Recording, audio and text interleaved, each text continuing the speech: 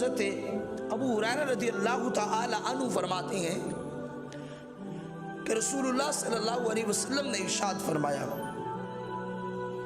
دو لڑنے والوں کے درمیان صلح کروانا جائز ہے۔ کہاں تک جائز ہے؟ فرمایا اس وقت تک جائز اور حلال اور اچھا عمل ہے جب تک حلال کو حلال جانا جائے اور حرام کو حرام جانا جائے۔ یہ نہ ہو صلح تو کروا دی جائے لیکن حلال کو حرام کر دیا جائے اور حرام کو حلال کر دیا جائے۔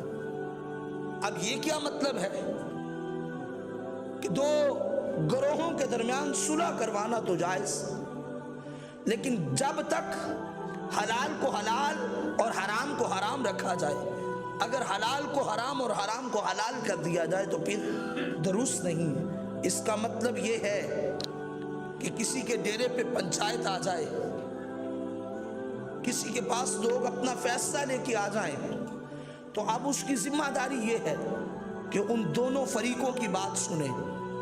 ان دونوں فریقوں کی بات سننے کے بعد عدل کا تقاضا یہ ہے کہ ان کے درمیان جو حقی سچی فیصلہ ہے وہ فیصلہ کرے، ان کے درمیان اس طرح فیصلہ کرے کہ ان میں سے جو جھوٹا اسے جھوٹا کہے، جو سچا اسے سچا کہے، اور صلح کروائے۔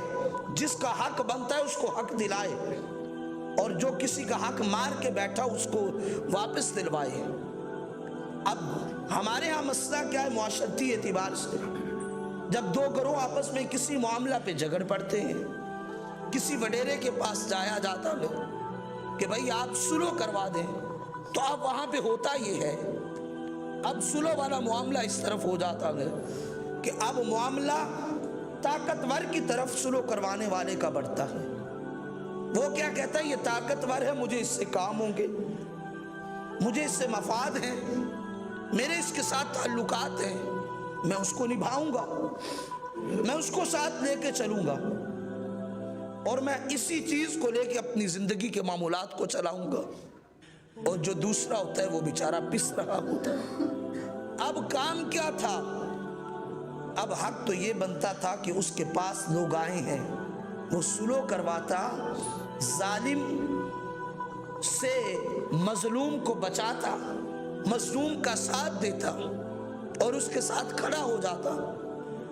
لیکن اب وہ معاملہ برعکس ہے، ذاتی مفاد آ گئے، انانیت آ گئی، اور اب تو دیہاتوں میں ہمارے ہاں یوں سلسلہ ہے کہ کسی بات پہ ایک گروہ کو ابھارا پھر دوسرے کو ابھارا، جب وہ گتھم گتھا ہوئے تو اس وڈیرے کے پاس آ گئے، یا تو اس نے تھانے کچہریوں کا رخ کروا دیا، ساری زندگی اسی کام میں گزر گئی، یا پھر صلح کروائی تو دونوں سے اپنے اپنے مفادات متوقع کر دیے کہ اس بندے سے مجھے یہ مفاد ہے، اس سے یہ مفاد ہے، پھر ایسا فیصلہ کیا کہ دونوں راضی ہو جائیں اور پھر اپنے ذاتی مفاد لے لیے جائیں۔